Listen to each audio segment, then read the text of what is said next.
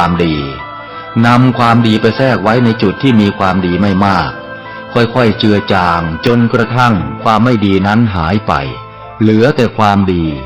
หรือมีดีมากกว่าไม่ดี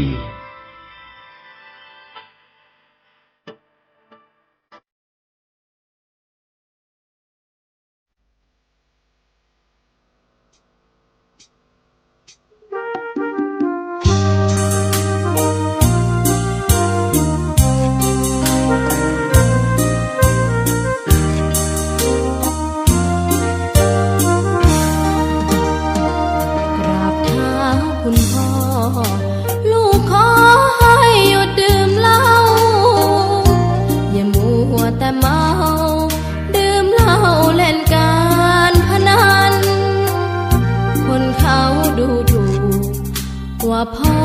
ขี้เกียจทำงานชาวบ้านรังเกียจเดียฉันต่างประจานคุณพ่อสิ้นดีสงสารคุณแม่ลำบากแท้หาเงินมาให้ได้มาเท่าใดพ่อใช้จนหมดไม่มีขัดสนจนยากลำบากคนแค้นเต็มทีอนาคตของลูกริบหรี่ความหวังที่มีมืดมนพ่อดื่มสุราเหมือนกินน้ำตาของแม่พ่อจ๋าฐานะเราแย่หากไม่แก้ความจน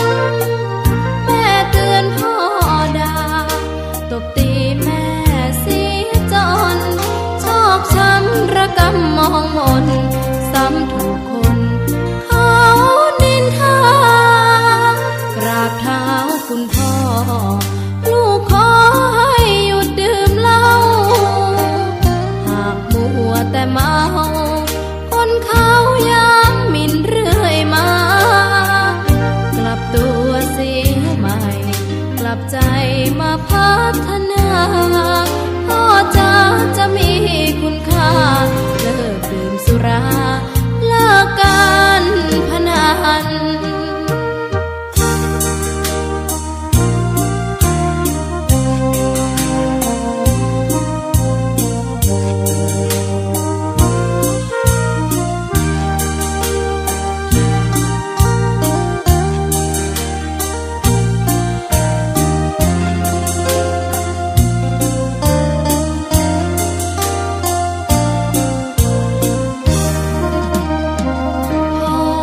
ดื่มสุรา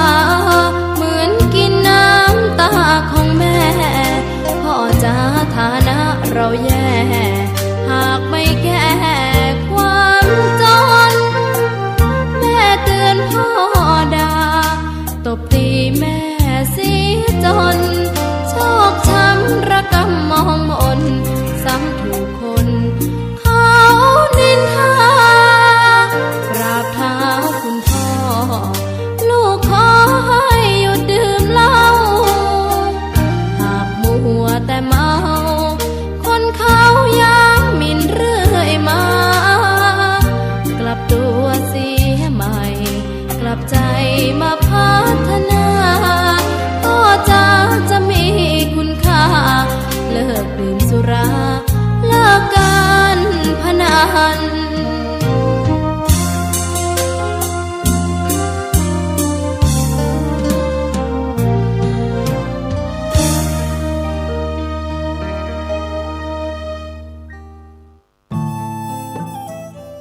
ท่านกำลังติดตามรับฟังสถานีวิทยุกระจายเสียงพระพุทธศาสนาแห่งชาติและสังคมคลื่นเพื่อการศึกษาพระพุทธศาสนาและวัฒนธรรมระบบ FM 104.5 เมกะเฮิรตซ์รายการต่อไปเป็นรายการคดีโลกคดีธรรมขอกราบถวายความนอบน้อมแด่พระรัตนตรัยถวายความเคารพพระมหาเถระพระเถรานุเถระทุกท่านขอเจริญสุขญาติโยมสาธุชน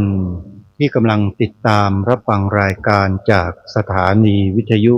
แห่งนี้ทุกท่าน ขอนำท่านผู้ฟังเข้าสู่รายการ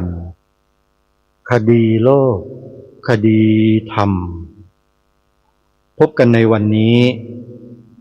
วันแรม3 ค่ำเดือน 3วันนี้ตรงกับวันพฤหัสบดีที่5 กุมภาพันธ์พระพุทธศักราช 2569รายการคดีโลกคดีธรรมมาพบกับสาธุชนเป็นปกติทุกวันจันทร์ถึงวันศุกร์และวันเสาร์อาทิตย์ทางสถานีวิทยุแห่งนี้ท่านสามารถติดตามรับฟังรายการนี้ผ่านทางโทรศัพท์มือถือของท่านได้โดยการดาวน์โหลดแอปพลิเคชันที่ชื่อว่าวิทยุพุทธศาสนาทั่วไทยแอปพลิเคชันวิทยุพุทธศาสนาทั่วไทยรวบรวมสถานีวิทยุพระพุทธศาสนาไว้ด้วยกันมากกว่า40สถานีทั่วไทยสาธุชนทั้งหลายเมื่อดาวน์โหลดสำเร็จจะมีสถานีวิทยุปรากฏอยู่ในโทรศัพท์มือถือของท่าน40กว่าสถานีท่านสามารถเลือกรับฟังได้โดยอิสระใครที่บอกผู้อื่นให้ดาวน์โหลดแอปพลิเคชันนี้ผู้บอกนั้นได้อานิสงส์แห่งบุญตลอดกาลขออนุโมทนาบุญทุกท่านรายการในวันนี้จะนำพระวรธรรมคติของเจ้าประคุณสมเด็จพระญาณสังวรสมเด็จพระสังฆราชสกลมหาสังฆปรินายกที่พระองค์ได้ประทานไว้เมื่อปีพระพุทธศักราช 2542 มาอ่านให้พวกเราได้สดับรับฟังกันมีคุณค่าอย่างมากซึ่งเดี๋ยวสักครู่หนึ่งเรามาติดตามรับฟังพร้อมๆกันเบื้องต้นขอแจ้งข่าวประชาสัมพันธ์งานบุญครั้งสำคัญซึ่งกำลังดำเนินอยู่ในปัจจุบันที่วัดไตรสิกขาทลามละตารามบ้านฝาง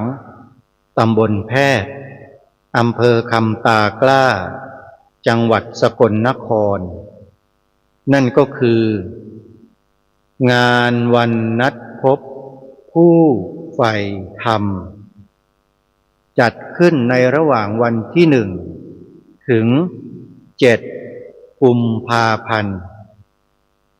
ตอนนี้งานดำเนินมาแล้ว4 วันเข้าสู่วันนี้เป็นวันที่5ยังเหลืองานอีก2 วันคือวันพรุ่งนี้6 และ 7 กุมภาพันธ์ในปีนี้อาตมาไม่ได้มีโอกาสเดินทางไปร่วมงานเนื่องด้วยว่ามีภารกิจจะต้องรับผิดชอบเรื่องรวบรวมสถานีวิทยุพระพุทธศาสนาทั่วราชอาณาจักรตอนนี้รวบรวมมาได้เกือบ100สถานีแต่ก็ยังไม่ครบถ้วนสมบูรณ์ทั้งหมดจึงขอฝากครูบาอาจารย์ที่รู้จักสถานีวิทยุต่างๆช่วยแจ้งช่วยบอกกันและกันด้วยว่าขอให้เรามารวมกันอีกครั้งหนึ่งเพื่อจะได้มีการจัดประชุมใหญ่ในอีกไม่กี่วันข้างหน้านี้ขอแจ้งประกาศเอาไว้ล่วงหน้านะครับท่านครูบาอาจารย์ทุกรูปท่านที่เป็นผู้อำนวยการสถานีวิทยุพระพุทธศาสนาต่างๆรายชื่อที่รวบรวมมานั้นยังไม่ได้ทั้งหมดแล้วจะมีการส่งจดหมายไปถวายในอีกไม่กี่วันข้างหน้าถ้าหากว่า สถานีวิทยุใดได้รับการอนุญาตออนแอร์ออกอากาศอยู่ตามปกติก็ขอให้ติดต่อเข้ามาที่ส่วนกลางที่กระผมโดยตรงพระครูปลัดนรงฤทธิ์นะครับหมายเลขโทรศัพท์094-662-6935เพื่อสอบถามถึงกิจการงานในอนาคตร่วมกันนะครับสาธุชนญาติโยมทุกท่านงานวันนัดพบผู้ใฝ่ธรรมที่วัดไตรสิกขาทรามลตารามจัดขึ้นเป็นประจำทุกปีในช่วงเดือนกุมภาพันธ์นะโยมนะอันนี้ถือว่าเป็นปฏิทินกิจกรรมหลักที่ชาวพุทธของเราควรมีส่วนร่วมถ้าหากว่าใครสามารถเดินทางไปร่วมงานได้ก็ควรไปอย่างยิ่งเพราะวัดไตรสิกขาทรามลตารามพระอาจารย์สมภพโชติปัญโยท่านได้ซื้อที่ดินแล้วสร้างเป็นวัดขึ้นมาเพื่อไว้รองรับพุทธศาสนิกชนมานุ่งขาวห่มขาวสมาทานศีล8แล้วมาปฏิบัติธรรมเจริญภาวนากันที่นี่เป็นประจำทุกปีณวันนี้5 กุมภาพันธ์ก็เข้าสู่งานวันที่5แล้วโยมจะไปสิ้นสุดในลงในวันที่7 กุมภาพันธ์นี้ตรงกับวันเสาร์ใครที่ได้ยินข่าวนี้แล้วต้องการจะไปร่วมกิจกรรมในตอนท้ายๆของงานก็ยินดีนะโยมนะยังทันอยู่และเมื่อเสร็จจากงานวันนัดพบผู้ใฝ่ธรรมแล้วมีอีกงานหนึ่งที่จะเชิญชวนศรัทธาสาธุชนไปร่วมงานกันเป็นงานวันนัดพบผู้ใฝ่ธรรมภาคอีสานตอนบน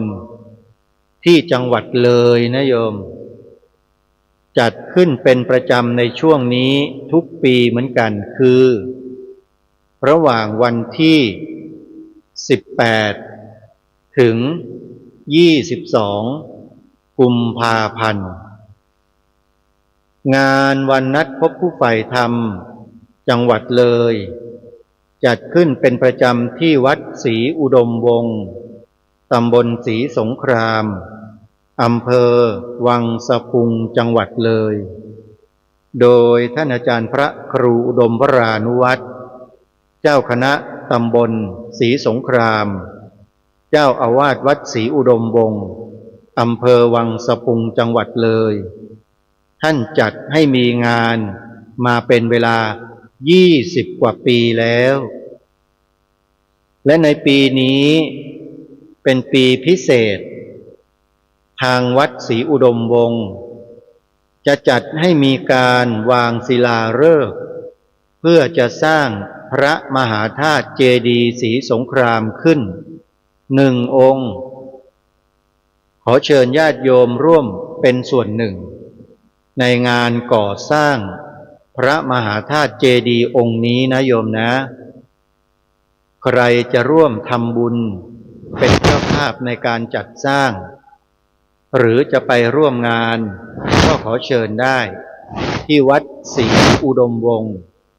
ตำบลศรีสงครามอำเภอวังสะพุงจังหวัดเลยระหว่างวันที่18ถึง22 กุมภาพันธ์ศกนี้พระพุทธศักราช 2569และในวันเสาร์ที่21 กุมภาพันธ์จะเป็นวันวางศิลาฤกษ์ญาติโยมก็ไปร่วมงานกันนะโยมนะใครที่อยู่ต่างจังหวัดเดินทางมาไม่สะดวกแต่มีความศรัทธาจะขอร่วมเป็นเจ้าภาพสร้างพระมหาธาตุเจดีย์ศรีสงครามองค์นี้ด้วยญาติโยมสามารถโทรศัพท์ เข้ามาแสดงความจำนงได้ด้วยตัวเอง โดยโทรเข้ามาที่หมายเลข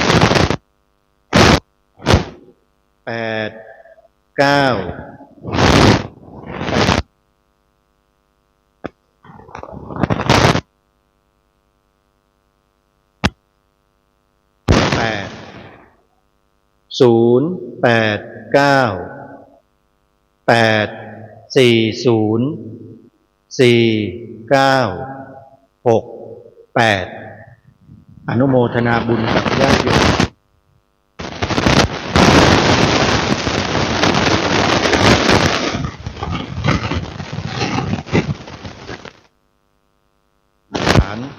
รักษา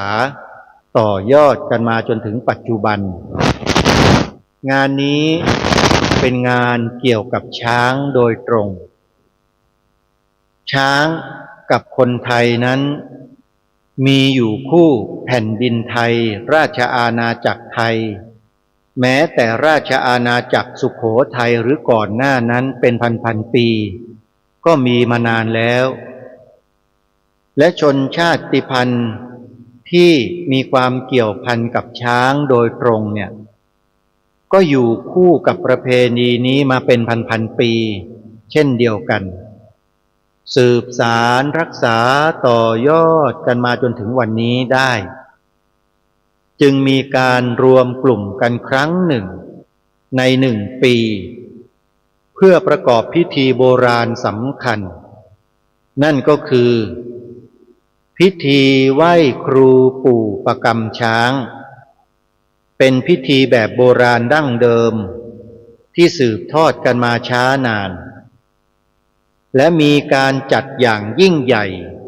อยู่ที่เดียวเท่านั้นคือวัดป่าอาเจียงบ้านหนองบัวตำบลกระโพอำเภอท่าตูมจังหวัดสุรินทร์ในปีนี้จะจัดงานในเดือนมีนาคมระหว่างวันที่7ถึง9มีนาคมพระพุทธศักราช2569ท่านใดที่มีความสนใจจะร่วมงานสามารถติดต่อสอบถามรายละเอียดไปได้ที่วัดป่าอาเจียงหมายเลขโทรศัพท์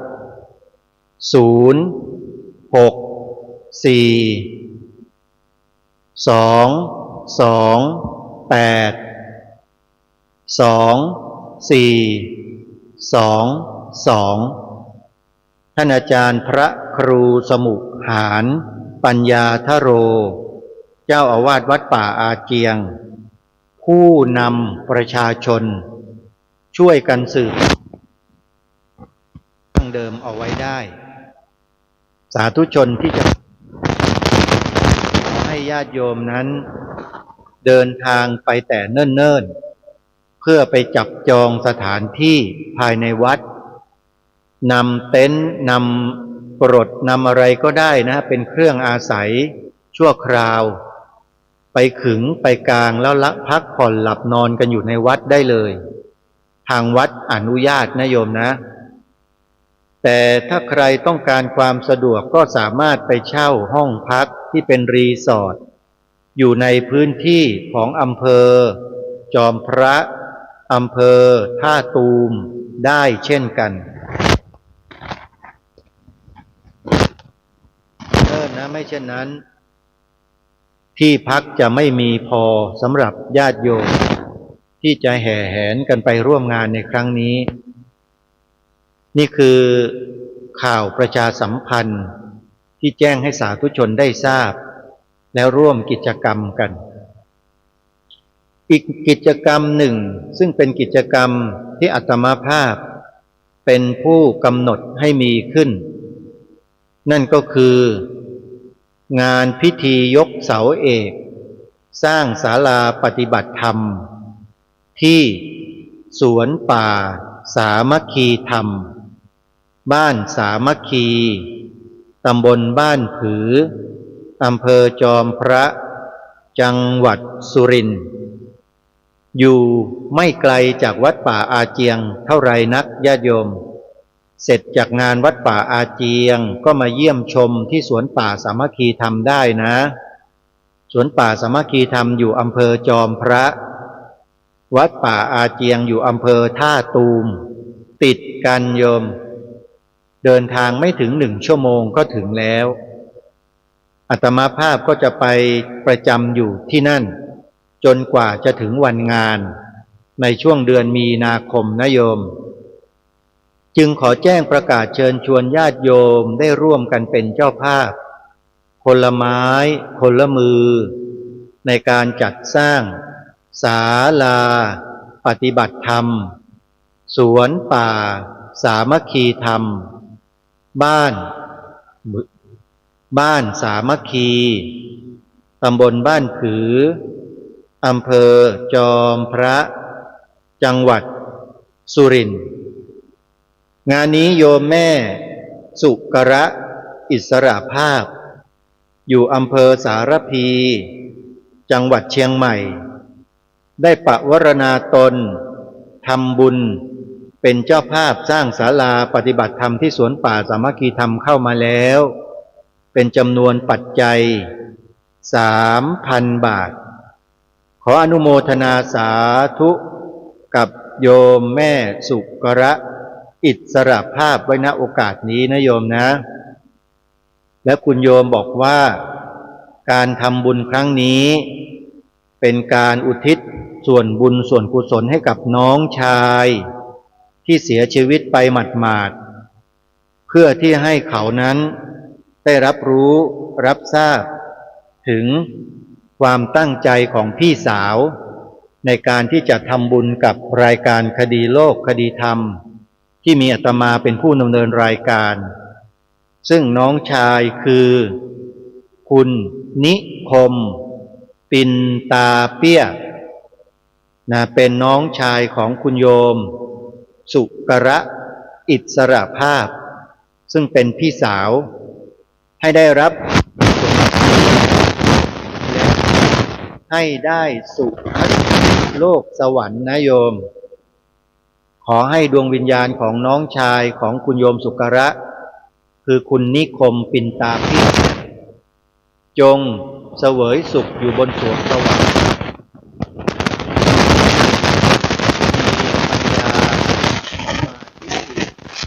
เห็นธรรมในพระพุทธศาสนาอย่างเร็วไวเพื่อหลุดพ้นจากบ่วงทุกข์ทั้งปวงในอนาคตการให้ได้นะโยมนะสำหรับญาติโยมที่ต้องการมีส่วนร่วมเป็นเจ้าภาพสร้างศาลาปฏิบัติธรรมที่สวนป่าสามัคคีธรรมในเดือนมีนาคมนี้สามารถที่จะร่วมเป็นเจ้าภาพได้โดยการโอนปัจจัยเข้าไปร่วมทำบุญกับทางรายการที่อาตมาภาพดำเนินการอยู่โอนเข้าไปที่บัญชีธนาคารไทยพาณิชย์เลขบัญชี114-214-9897ธนาคารไทยพาณิชย์เลขบัญชี114-214-9897ขออนุโมทนาบุญกับสาธุชนทุกท่านญาติโยมสาธุชนทุกท่านในเดือนมีนาคมที่สวนป่าสามัคคีธรรมจะประกอบพิธียกเสาเอกสร้างศาลาปฏิบัติธรรมนะได้กำหนดวันไว้เรียบร้อยแล้วคือวันพฤหัสบดีที่26มีนาคมวันพฤหัสบดีที่26มีนาคมเป็นวันยกศาลาปฏิบัติธรรมสวนป่าสามัคคี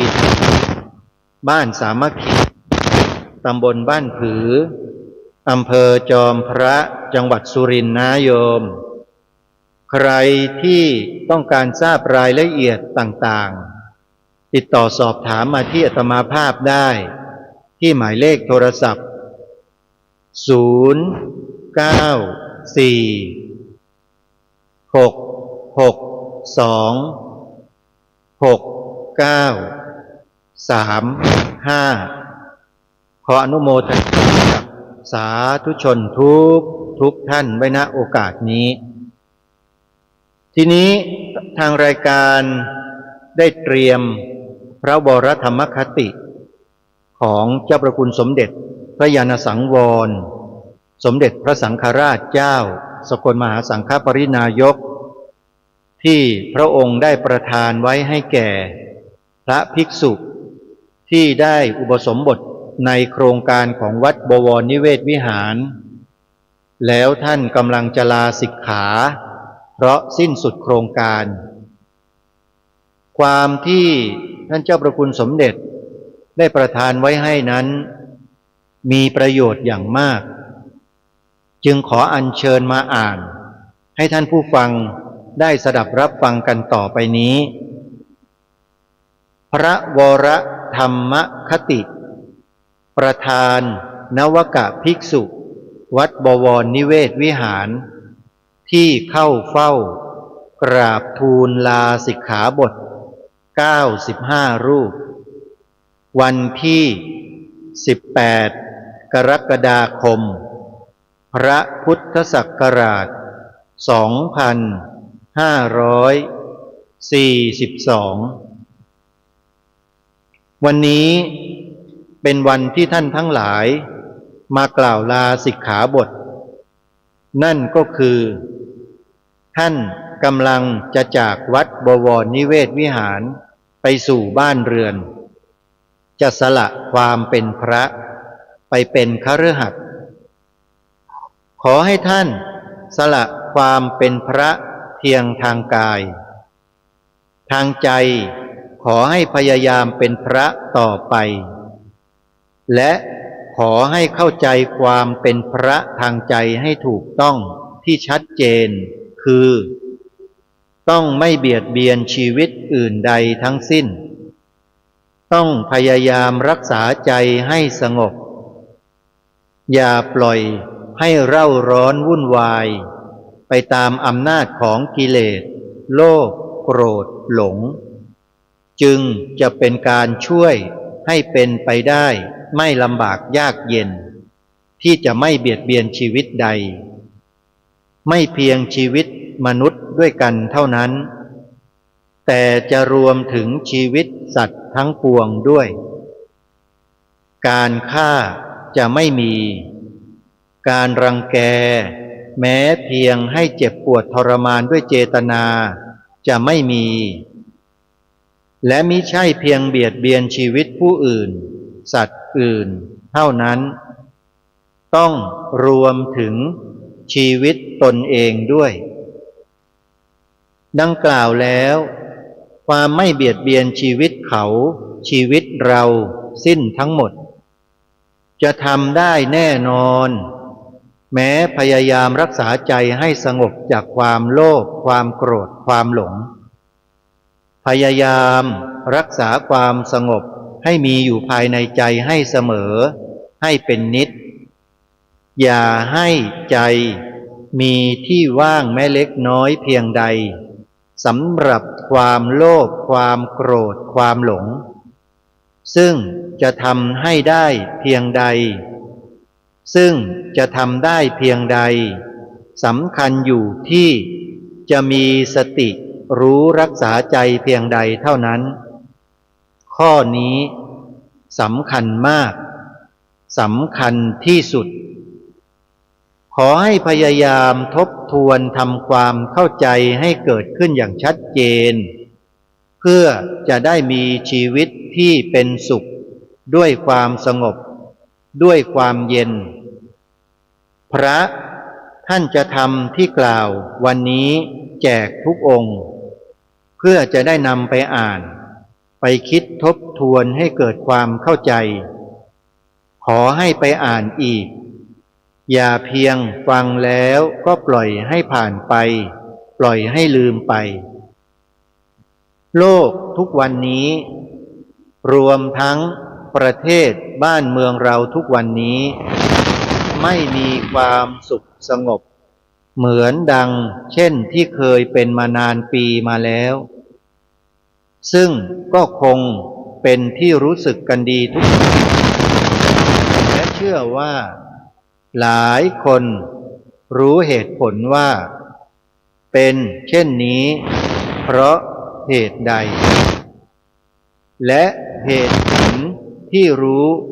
ก็แน่นอนสำหรับเหตุผลของทั่วๆไปที่ไม่รู้เรื่องธรรมะก็เหมือนกันว่าเพราะความลำบากยากจนที่ไม่เคยมากมายขนาดทุกวันนี้มาก่อนจึงทำให้บ้านเมืองหมดความสุขเต็มไปด้วยความเบียดเบียนทั้งมากน้อยหนักเบา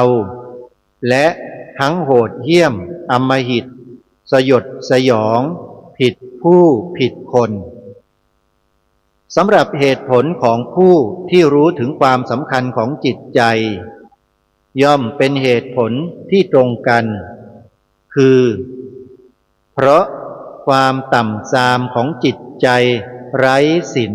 ไร้ธรรมไร้คุณงามความดีไม่มีเมตตากรุณาและไม่มีปัญญาพอจะรู้ว่าความต่ำทรามของจิตใจนั้นแม้มีในผู้คนมากมายจากจะทำให้เจ้าตัวมีใจมืดสนิทน่ากลัวน่ารังเกียจยังสามารถทำให้โลกทำให้ประเทศชาติทำให้บ้านเรือนตกอยู่ในสภาพน่ากลัวเป็นอย่างยิ่งอีกด้วยเช่นที่พวกเรากำลังต้องเผชิญอยู่ทุกวันนี้ไม่ว่าคนแก่คนเฒ่าเด็กเล็กเด็กน้อยตกอยู่ในสภาพที่น่าหวาดกลัวทั้งสิ้นก็คงได้ทราบได้รู้สึกด้วยกันแล้วขอยืนยันรับรองว่าเพราะความไม่สงบจากกิเลสของจิตใจคนเท่านั้นที่ทำให้โลกมืดโลกเลวร้ายโลกน่ากลัวเราก็คนคนหนึ่งขอให้มีเมตตาต่อตนเองต่อสัตว์โลกทั้งหลายช่วยให้ได้พบแสงสว่างให้ได้เถิดแม้เพียงเล็กน้อยเท่าที่คนเพียงคนเดียวจะทำได้ก็ยังดีอย่าปล่อยใจให้เป็นทาสของความโลภความโกรธความหลงวิธีที่จะปฏิบัติให้เกิดผลได้จริงก็คือระวังความคิดของตนเองให้เต็มสติปัญญาความสามารถอย่าคิดปรุงแต่งให้ความโลภรุนแรงให้ความโกรธรุนแรงให้ความหลงรุนแรงพยายามมีสติให้มากเมื่อความคิดใดเป็นเหตุให้ความโลภหรือความโกรธหรือความหลงเกิดจงหยุดความคิดนั้นให้ได้อย่างเด็ดขาดอย่างรวดเร็วทันทีทันใดซึ่งทำได้ไม่ยากเกินสติปัญญาของผู้ที่ไม่มีจิตใจที่ชั่วร้ายเกินไปนักสำคัญที่ต้องพยายามมีสติอยู่เสมอคือรู้ตัวอยู่เสมอรู้ใจตัวอยู่เสมอว่ากำลังจะคิดให้โลภแล้วจะคิดให้หลงแล้วทันที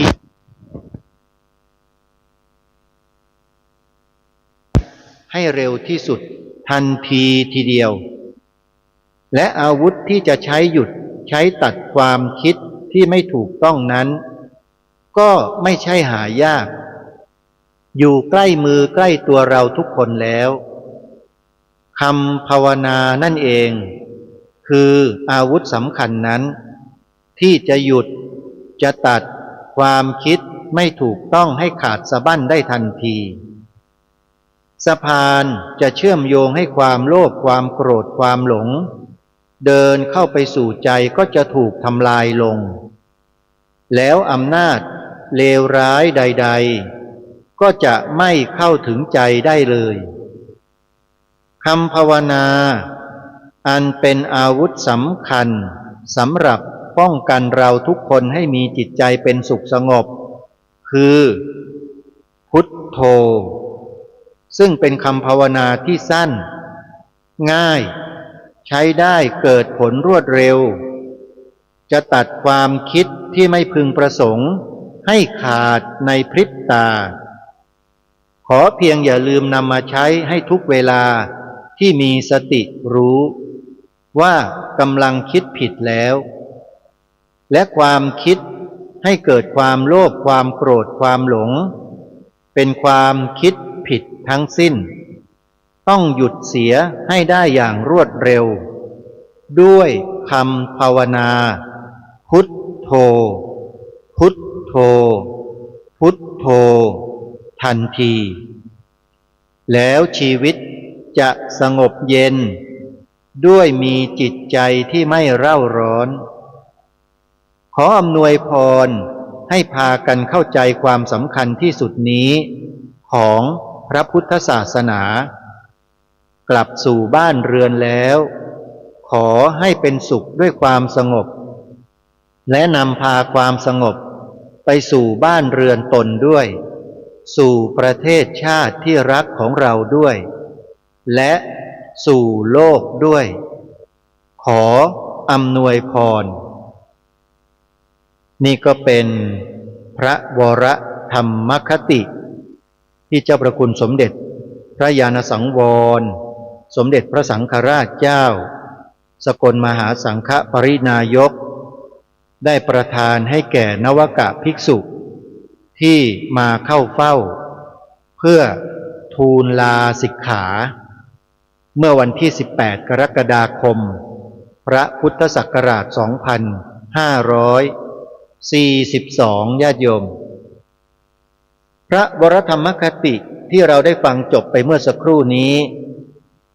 พระองค์ท่านทรงเน้นย้ำพระนวกะที่กำลังจะลาสิกขา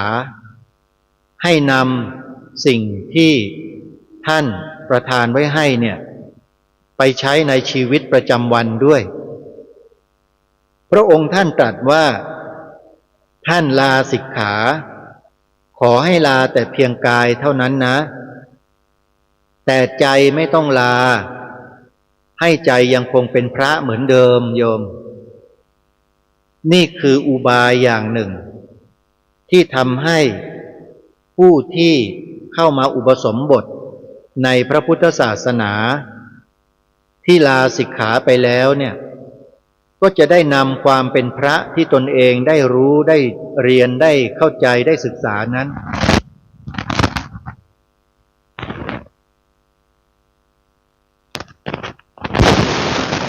โบราณที่ประเทศไทยของเราก็จะทำการอุปสมบท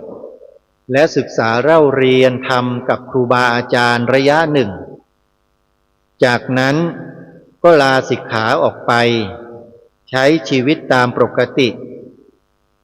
ครูบาอาจารย์ก็มักจะสอนกันในลักษณะเช่นนี้แหละว่าเมื่อลาสิกขาออกไปแล้วเป็นฆราวาสแล้วก็ขอให้นำความเป็นพระไปใช้ด้วยนะจึงมีคำอยู่คำหนึ่งที่เขาเรียกผู้ที่ลาสิกขาไปเป็นฆราวาสว่าทิศหมายความว่าเป็นคำสั้นๆที่เขาย่อลงมาคำเต็มนั้นก็คือบัณฑิตผู้ที่บวชเรียนมาแล้วศึกออกมาเป็นฆราวาสชื่อว่าเป็นบัณฑิตหมายถึงผู้ศึกษาเรียนรู้แล้วพระสงฆ์ที่ไปบวชกัน7 วัน15 วัน1 เดือน3 เดือนก็แล้วแต่ ทางคณะสงฆ์ก็จะมีหลักสูตรให้ศึกษาเล่าเรียนกันตามระยะเวลา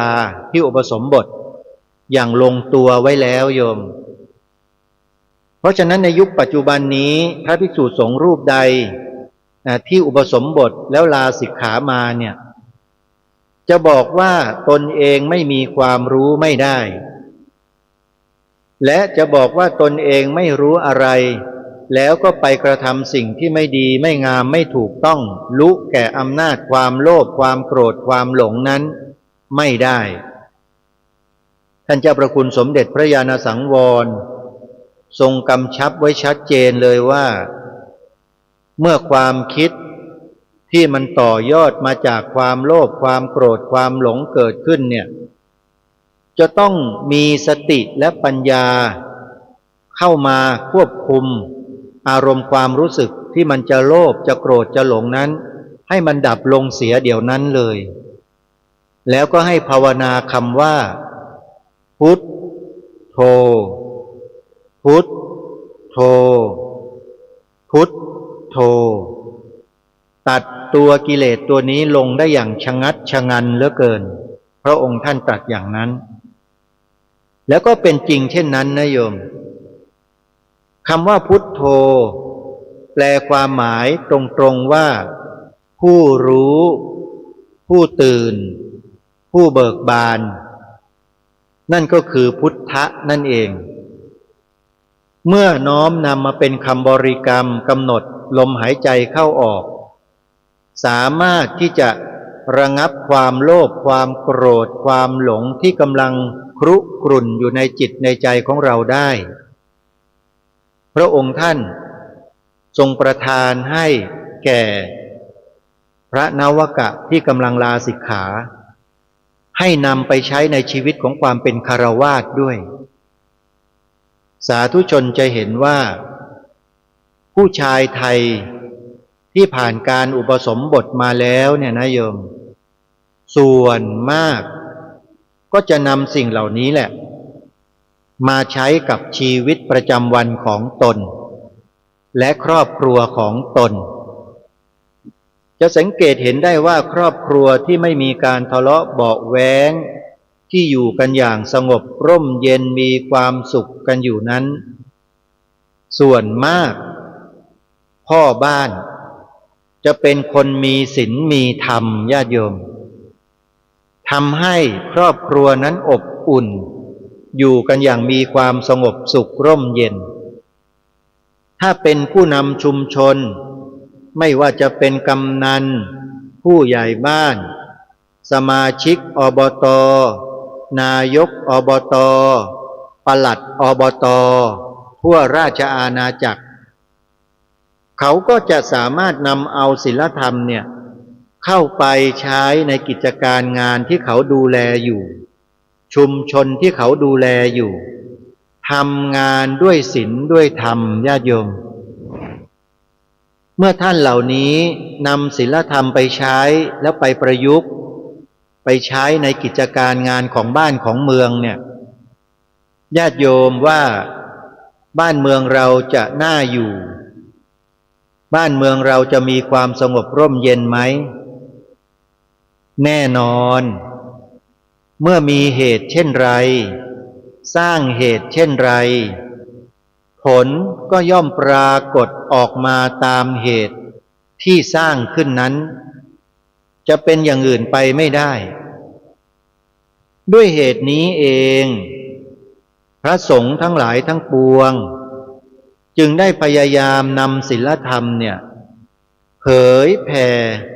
ให้สาธุชนคนไทยเราได้ถือปฏิบัติกันอยู่เป็นเนืองนิดอยู่ตลอดเวลาโดยผ่านคำว่าบอกบุญบอกบุญแล้วก็บอกบุญกับญาติโยมนี่แหละ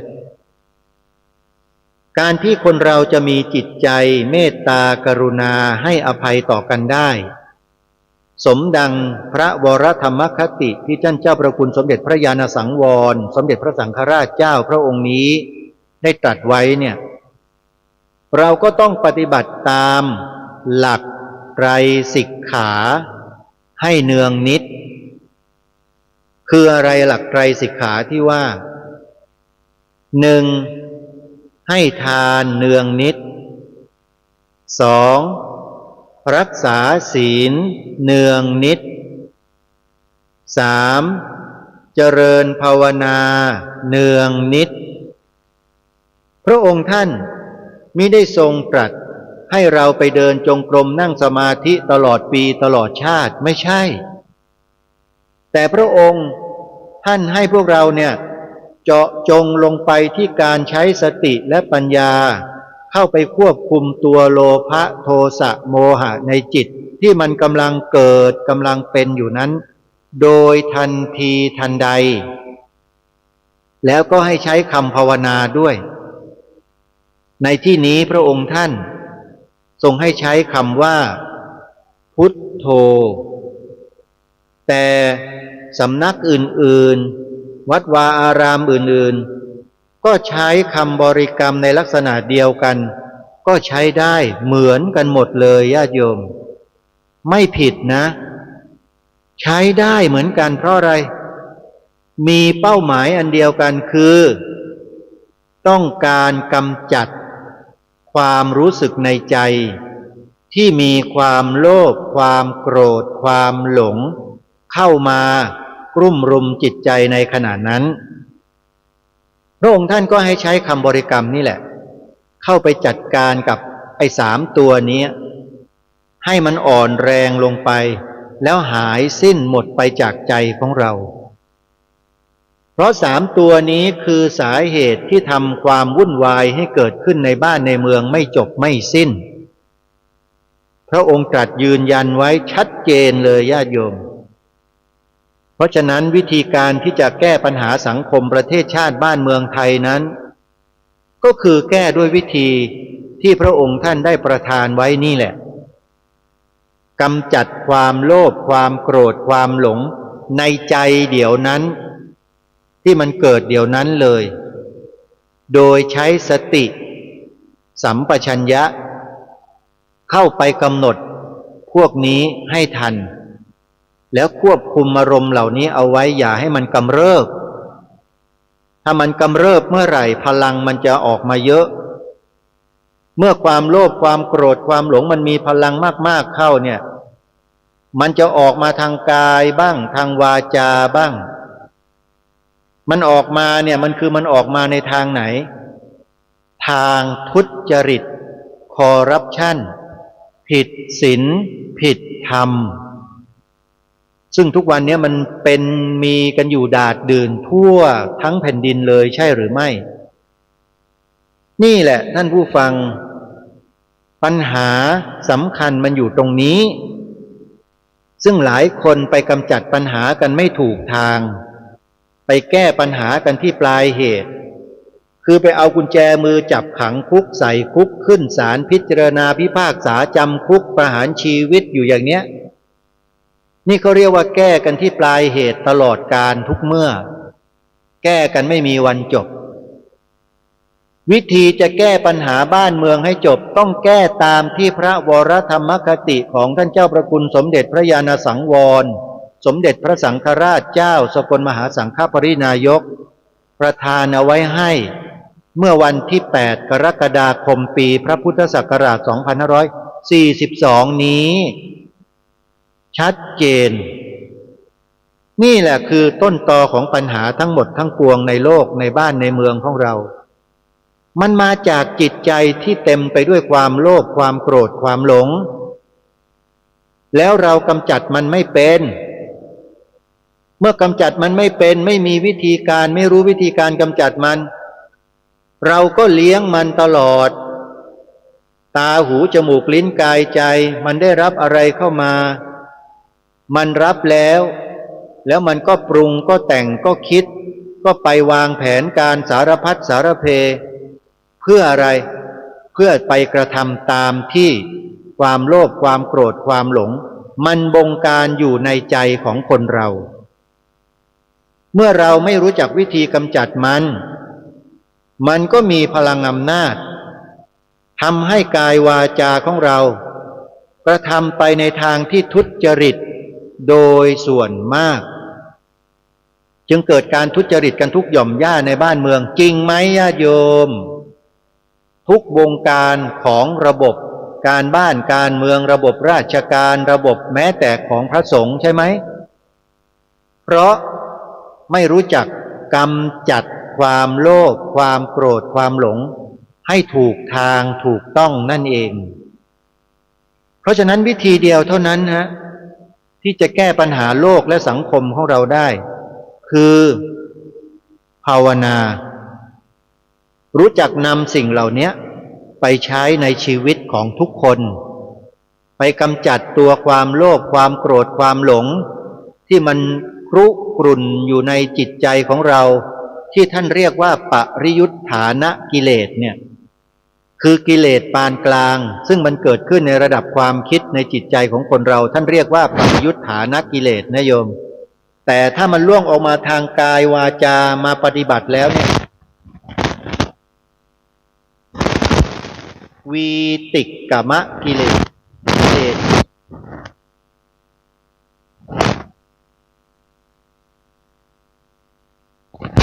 เรียกว่าวีติกมะกิเลส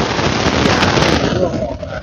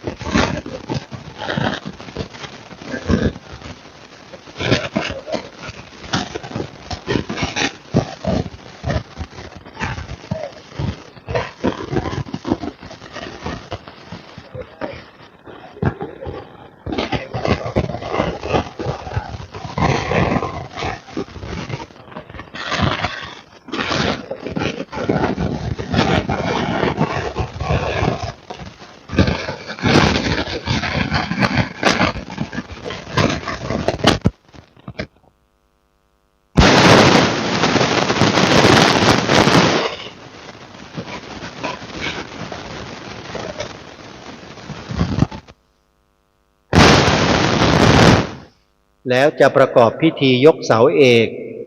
ในวันที่26มีนาคมศกนี้ใครที่จะไปร่วมงานหรือจะร่วมบริจาคสมทบเป็นกองทุนสร้างศาลาปฏิบัติธรรมก็สามารถร่วมบุญกันได้โดยการโอนปัจจัยเข้ามาร่วมสมทบตามกำลังความสามารถของเรา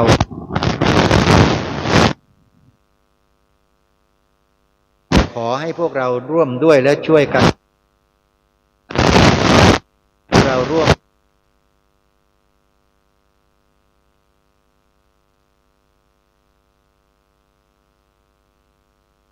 น้ำก็เปี่ยมแล้วก็เต็ม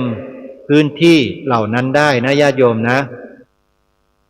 ญาติโยมสามารถโอนปัจจัยเข้ามาร่วมบุญได้ที่ธนาคารไทยพาณิชย์